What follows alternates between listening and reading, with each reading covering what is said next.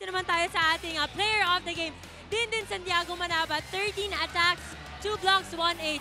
Din, kanina second set umabot sa point na 21-3 ang score. In-expect nyo ba na ganito maging kadali itong game na to para sa inyo? Siyempre hindi. Bawat teams naman nagpe-prepare kasi ito lang nga, finals na. So lahat ng games crucial. Ayun. So din itong hairstyle mo na to, cornrow, sa tingin mo ba may halong swerte at makikita pa ulit namin to sa game 2?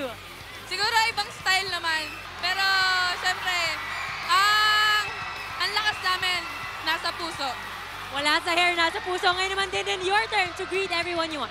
Siyempre, nagpapasalamat ako sa mga sumusuporta sa Petron Blaze Spiker, sa mga managers namin, and sa family ko, sa asawa ko na araw-araw akong sinusuportahan sa lahat ng bagay. And siyempre, sa mga teammates ko na mahal ko.